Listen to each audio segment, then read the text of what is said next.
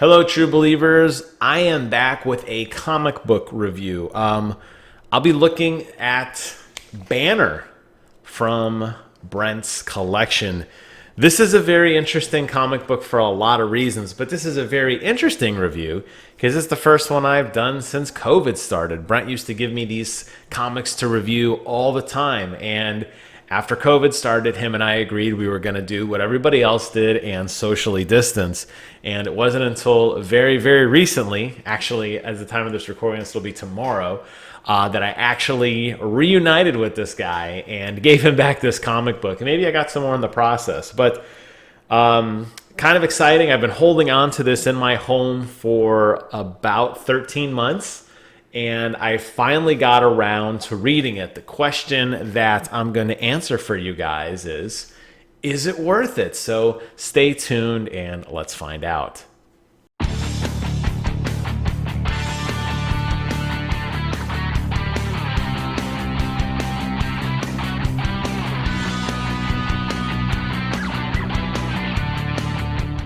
Now, before we get started, I have but a very simple request for you. I would love for you guys to subscribe to Brent's channel.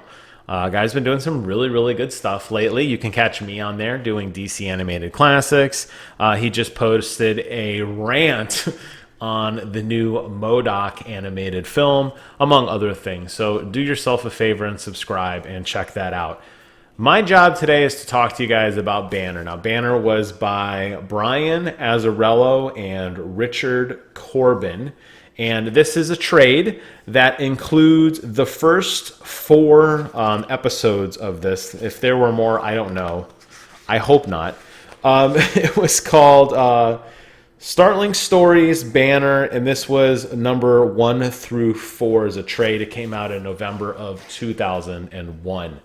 This tells the story of Bruce Banner, aka the Incredible Hulk, and the mental torment that he is starting to go through as this military organization tries to hunt him down. I would typically have said this is an interesting story, primarily because, and I'm going to get into spoiler territory, but don't worry about it. I don't encourage you guys to read this. But I'm going to get into spoilers, so if you really want to know, stop it now. If not, okay, you've been warned. This was an interesting depiction of Banner because he is at odds with himself and he can't really find a way to break the curse. And actually, this is a very dark comic in that sense. He tries to kill himself. He puts a gun in his mouth and pulls the trigger. But of course, as he does that, he becomes the Hulk and basically spits the bullet out. And at the very end of the comic book, he is locked in a room and they're filling it with gas to try to sedate him. And this guy that kind of is this lead military guy, Doc Samson, who I'll get into him in a second, basically tries to do this mercy killing and says, hey, look, Bruce, you were talking about getting a lobotomy. Forget that. Let's just kill you. I'm just going to turn the gas off in this room entirely, and you're going to just basically starve of oxygen and die that way. And Bruce says, thank you. And he takes his glasses off, and he lays there. And the last panel is the thump-thump of his heart fading out, and then the thump-thump of the Hulk heart. So clearly he doesn't die. He just once again transforms, which really does imply that he is tormented forever. No matter what he does in an effort to kill himself, it seems like the Hulk will find a way to force him into living into this torment of being Banner, which, okay, that's actually a very interesting story, one I could totally get behind.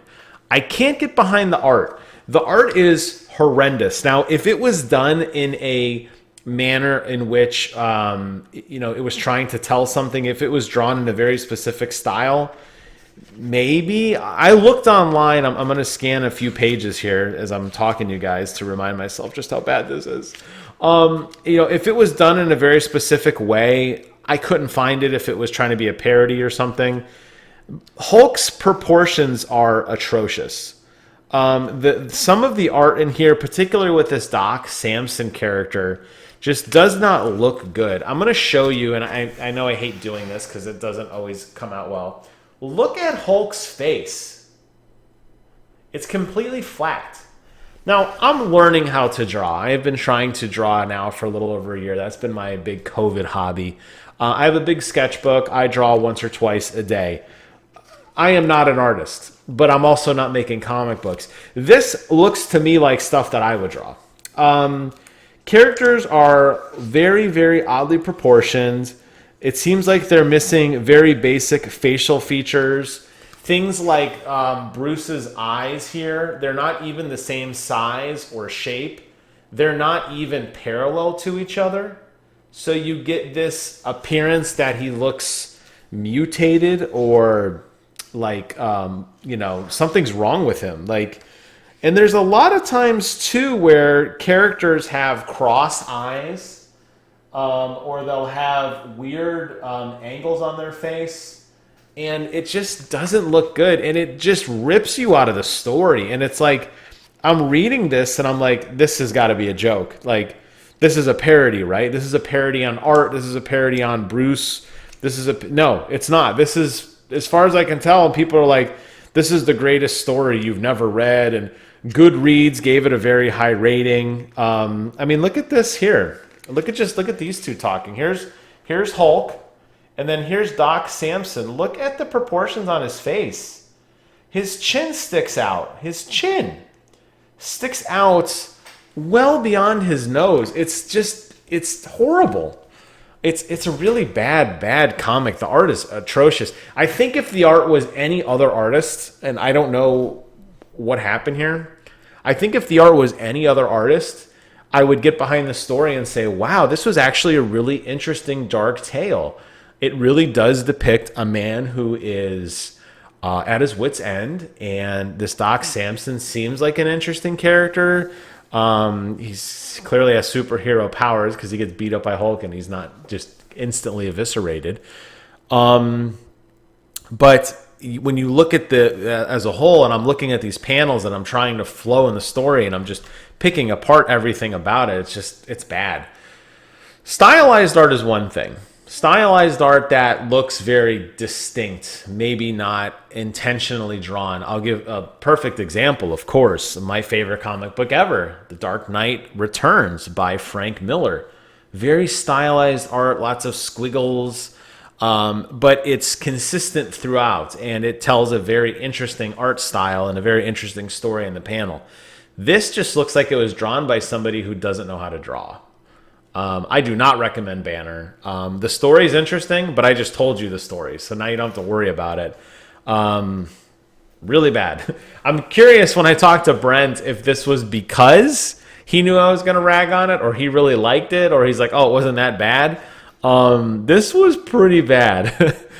Ouch. So major thumbs down for me. I did not like it. I'd like to hear your comments below on Banner. Let me know if there was some greater narrative that I missed, if it was making fun of comics, if it was making fun of Marvel. I don't know. You tell me. I look forward to reading those below. Thank you guys so much for watching, and until next time, I will see you guys in the funny pages.